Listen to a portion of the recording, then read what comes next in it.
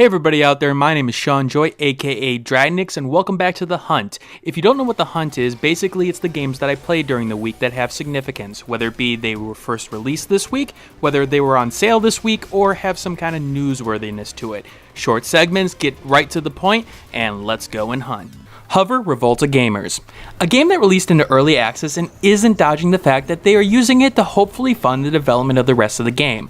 Described by being influenced by games like Jet Set Radio, the problem in my mind is that there's not a lot here. I know, early access and whatnot, but besides some generic race missions and grinding, it's not a lot of content behind the surface here. Now don't get me wrong, there's a possibility of an interesting game here, but it's exactly the wrong way early access should be done in my opinion. Early access should be a tweaking and refinement of a game that's mostly done, but needs community feedback. When half of the game isn't done, I'm sorry, I'm just not on board, especially when the little content that you have available really doesn't cut the mustard in my opinion. Nothing jumps out, and it feels like there's a cobbled set of ideas together without a lot of thought put into it. Maybe as things build there will be a game worthy of being named along Jet Set Radio, but in its current form I would avoid, unless you really want to help the devs out. Gladiator, a mobile port that doesn't take advantage of its new home. God, I wish I didn't have to say that as often as I did.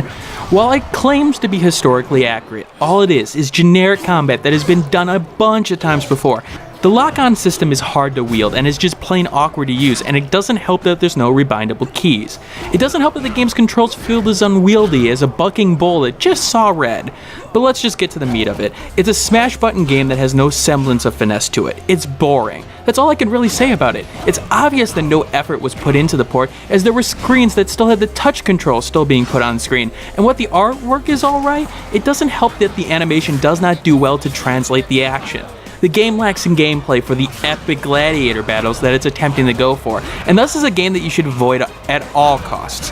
Maybe the mobile version, which is 3 times cheaper than the game on Steam, may be reasonable, but honestly, it bored me within 30 minutes, and that should tell you enough. Just get through. This was done with a key obtained from the developer, so keep that in mind. It's not for speedrunners. The randomly generated platformer does a great job of mixing up variety with action, as the game have hints of Super Meat Boy embedded in its monochrome-like exterior. The controls are mostly there with the exception of jumping up the same wall at times, and it does a great job of introducing a reasonable difficulty curve despite the randomization element sometimes throwing you an easy level or two. Dealing with all the traps with your jumping and your ability to throw TNT to destroy the level or traps. The roguelike elements with skills that you can obtain every couple of levels help against the challenge over time, and the game has a surprising amount of detail despite the two-tone color choices it made with the visuals, even though in the long run it probably hurt it. If you're looking for a game to play now and again for $5 that can test your ability to make decisions on the fly and really take advantage of your platforming prowess, then Just Get Through is probably a game that you want to pick up. To be honest, for $5, you're getting a pretty good bang for buck on this one. Fire. A point-and-click puzzle game that's more of a laid-back experience more than anything else. It's not a complicated puzzler, but what you'd be here for is the visual experience and for the cute yet accessible narrative that it plays with.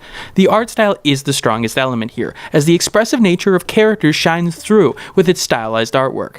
The story revolves around Ung, the town's new guard that sorta let the village precious fire go out on his first watch due to falling asleep.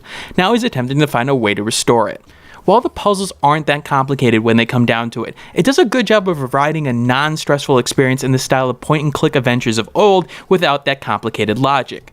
While there's a lack of objects that don't make a difference like in old games, and there's a question about the game's length, it was a reasonable adventure that's good for people who just want to lay back and let the game take them on an adventure more than anything else. I'd honestly wait for a price drop on it in most cases, but I did enjoy my time thanks to the presentation. Hero Generations. I looked at this game this week on my channel with a key from the developer, so keep that in mind. A roguelike that revolves around the mechanic of passing on your legacy to the next generation. You go along the world attempting to complete quests to gain fame and gold as you combat the creatures that the world throws at you. The idea here is the balance between pressing on with your current life and choosing to settle down to prepare for your next generation, as combat takes a back seat to strategic planning and resource management. You'll explore different worlds and different enemies and attempt to figure out what each generation generation needs to do in order to stop the impending doom coming at you.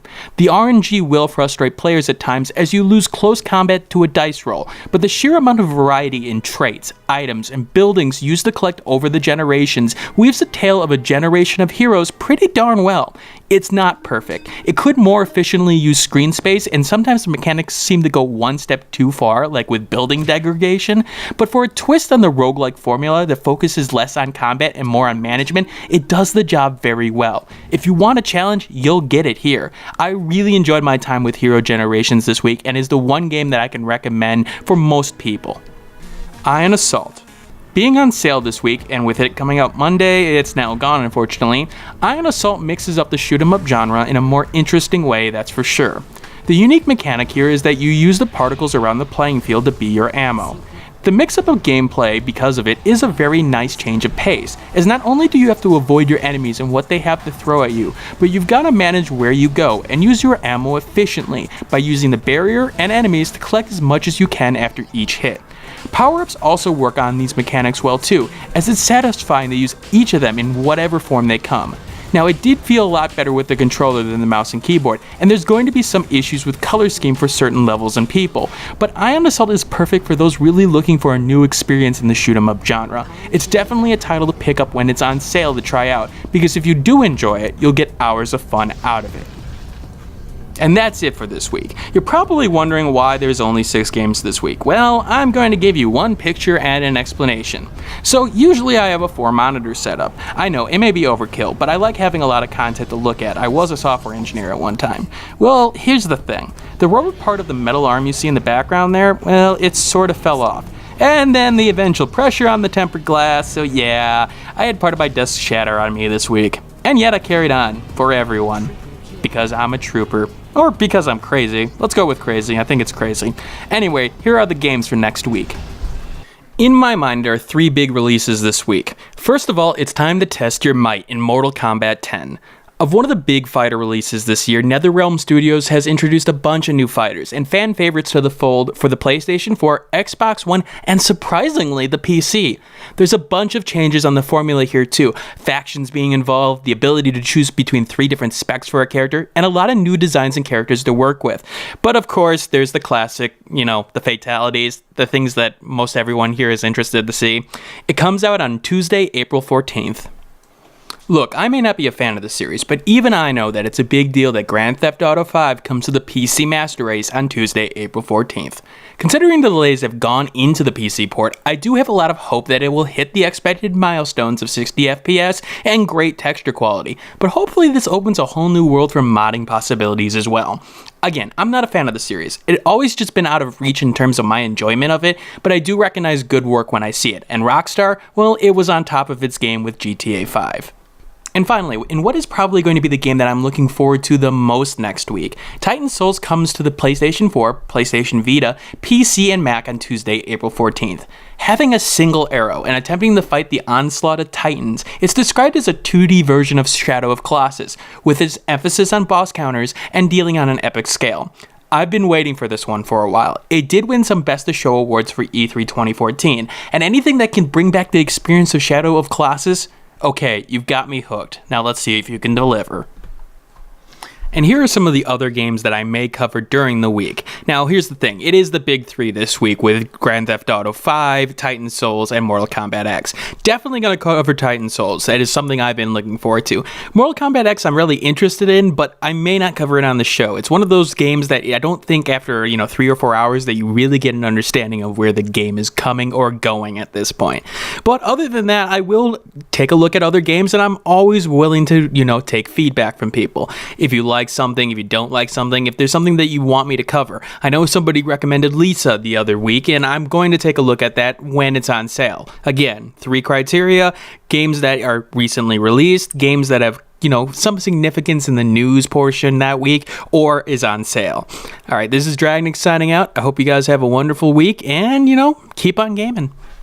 Hey everybody, my name is Sean Joy, aka Dragnix, and I thank you for watching. If you do like this video, hit that like button, and if you do want more content like this from TechRaptor, hit that subscribe button. I will be doing content for TechRaptor on Mondays and Thursdays video-wise, and then doing the rest of the week on the video on my own channel. Thank you for watching, and I hope you guys have a wonderful day. Also, play more games. Needs more games.